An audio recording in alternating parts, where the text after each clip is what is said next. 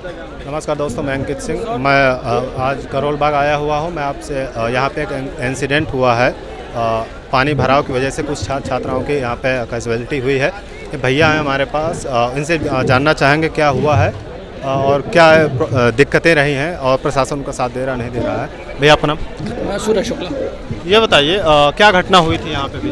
यहाँ दिक्कत ये है कि यहाँ बहुत ऑलमोस्ट पूरे दिल्ली में ही है, जो मैंने पुलिस को भी कहा और पुलिस ने मुझे कहा ये पूरे दिल्ली की संकट है। तो मतलब संकट है क्या, तो उसका समाधान नहीं किया जाएगा। यहाँ थोड़ी सी बारिश होती है।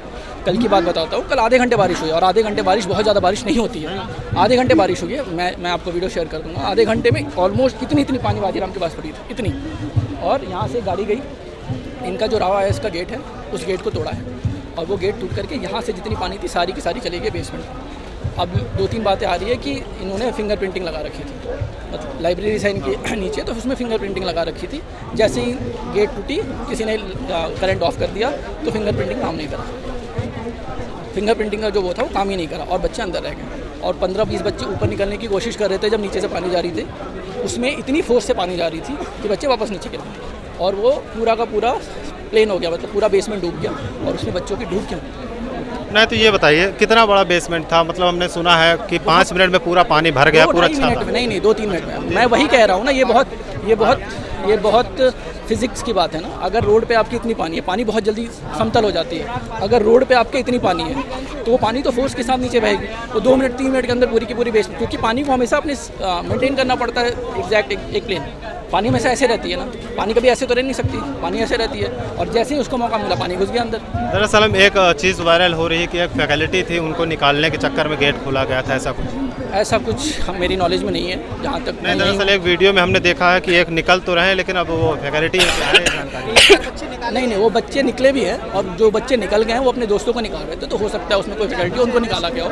ऐसा कुछ नहीं है कि फैकल्टी को निकालने के लिए तोड़ी गई है। अच्छा, नॉर्मल पानी तो भर गई है। कैजुअलिटी का यहाँ पे क्या? वही बात है, ये पुलिस वाले कह रहे हैं कैजुअलिटी 3 है। हम यहाँ रात से बैठे हुए हैं, हमने काउंट करा, यहाँ कम से कम 3 से 4 एम्बुलेंस पहले स्टार्टिंग में 3 बॉडी लेके गई हैं। उसके बाद रात में अराउंड 1 से 2-3 बजे के आसपास 4 से 5 एम्बुलेंस आई है और इन्होंने पन्नी से ढक दिया पूरी। तो क्या करने आई थी 4 से 5 एम्बुलेंस?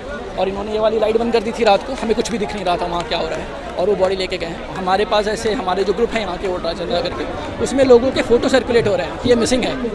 अगर वो बंदा मिसिंग है, इन्होंने दिया है 3 लोगों का नाम जिनकी मृत्यु हो चुकी है। उसके अलावा जितने लोग मिसिंग हैं, 3 से 4 नाम 5 नाम जो हमारे अकाउंट पे फ्लोट कर रहा है, वो बच्चे कहाँ हैं? अब हम छोटे 2-3 साल के बच्चे तो है नहीं कि हम कहीं गुम हो जाएंगे। हम 28 साल 25 जो भी यहाँ आया है, कम से कम 22 साल का है वो, तो उसको इतना तो होगा ना कि कम्युनिकेट करेगा। अगर आप एक दिन से कम्युनिकेट नहीं कर रहे हो तो कहाँ? और ऐसा भी नहीं है कि यहाँ पर किसी नदी के फ्लो से किसी की क्या बोलते हैं मृत्यु हो गई और लोग बह के चले गए हैं। अगर आपकी 2x2 के रूम में पानी जमा होती है तो अगर बच्चे तो वहीं रहेंगे ना, ऐसा तो नहीं वो बह जाएंगे कहीं। अगर वो बच्चे मिसिंग है तो बच्चे गए कहाँ? ये बताइए यहाँ पे सीवर लाइन वगैरह यहाँ पे मैंने अभी देखा बहुत ख़राब है। ये 2000 मैं बहुत साल से यहाँ रह रहा हूँ, 2018-19 के आसपास से यहाँ रह रहा हूँ। यहाँ पर थोड़ी सी बारिश होती है, थोड़ी सी बारिश तो इतनी पानी आ जाती है और जैसे ही ज़्यादा बारिश होती है कमर तक बारिश आ जाती है। मैं आपको इसका मतलब जिम्मेदार यहाँ MCD और दिल्ली सरकार? यहाँ जिम्मेदार यहाँ की जितने कोचिंग माफिया है, वो जब 3 से 4 लाख हमसे लेते हैं तो उसमें नीचे कुछ बच्चों की जिम्मेदारी भी उनकी बनती है। आप ऐसा नहीं है ना 40-50 हज़ार रुपये में सब ठीक कर रहे हो, आप 3 से 4 लाख रुपये ले रहे हो एक बच्चे से। 3 से 4 लाख कमाने में लोगों के बाप की रीढ़ टूट जाती है। आप 3 से 4 लाख ले रहे हो, उसके बाद ये हालत हो रखा है कि आप एक मुझे बात बताइए, अगर आप लाइब्रेरी में बैठे हो और आप बाहर निकलते हो, आपको दिख रहा है बहुत बारिश हो रही है, आप क्या करोगे? अंदर वापस जाओगे ना। इन्होंने भी, ये तो सबसे सेफेस्ट ऑप्शन है। जब सबसे सेफेस्ट ऑप्शन में आपकी डेथ हो रही है तो आप किस चीज़ पे भरोसा करोगे? कोई भी सेन इंसान बाहर नहीं निकलेगा कि बारिश हो रही है, अंदर जाएगा। और आपका कंस्ट्रक्शन इतना गंदा है कि बच्चे निकल नहीं पाए। आप सोच रहे हो तड़प के मरना कितनी गंदी बात होती है। तो गाड़ी के टकराहट की वजह से गाड़ी की कोई टकराहट नहीं, गाड़ी नॉर्मल पार हो रहा था, उससे पानी का फ्लो ज़्यादा हो गया, पानी के फ्लो से गेट टूट गई, गाड़ी कोई टकराई नहीं। अब रोड पे तो गाड़ी चलेगी। संस्थान ने बात करने की कोशिश करी आप? कोई नहीं करे। ये कह रहे हैं कि मेरी बात हुई है, ये कह रहे हैं कि राव IAS के डायरेक्टर को जेल भेज दिया गया, लेकिन बात वही है, पैसे हैं 4 दिन में वापस आ जाएंगे। जब जैसे ये खत्म होगा वो वापस आ जाएंगे। अपराधियों को तो जेल ही दूसरा घर होता है। आजकल 4 दिन 5 दिन के लिए ये सबका सिस्टम है कि माहौल ठंडा करने के लिए जेल डाल दो, फिर जैसे ही थोड़ा सा माहौल ठंडा होगा सबको निकाल देंगे। तो ऐसे फिर नहीं चलेगा ना। बच्चों की प्रशासन अभी आपसे बात किया होगा? हाँ, प्रशासन से हमारी बात हुई है, लेकिन हमें उनकी मांगे पूरी नहीं है। वो 10 लाख रुपए पर प्रति स्टूडेंट की बात कर रहे हैं, क्या बोलते हैं, बच्चों को देने के लिए। 10 लाख रुपए, क्या एक जान की कीमत 10 लाख रुपए लगा रहे हो? जैसा अभी आपने कहा कि हम 10 लाख रुपए दे, आप छोड़ दोगे? आप छोड़ोगे नहीं, बिल्कुल नहीं छोड़ेंगे। फिर आप अपनी नौकरी छोड़ दो, 10 लाख रुपये हम जुगाड़ करके आपको दे देते हैं। कमिश्नर को बोलो 10 लाख रुपये हम आपको जुगाड़ते हैं, आप अपनी नौकरी छोड़ दो, वो छोड़ेंगे नहीं। ऐसे अब यहाँ पर बच्चों की स्टार्टिंग से ही यहाँ पर सारे के सारे बच्चों की बात कोई नहीं उठाता। यहाँ कोई स्टूडेंट यूनियन है नहीं, और जिसके कारण यहाँ बच्चों की बात कोई नहीं उठाई। हाँ, मैं भी आपसे पूछना चाह रहा था, दरअसल जब से मैं यहाँ आया हूँ यहाँ पे कई गुटों में स्टूडेंट बैठे हुए हैं।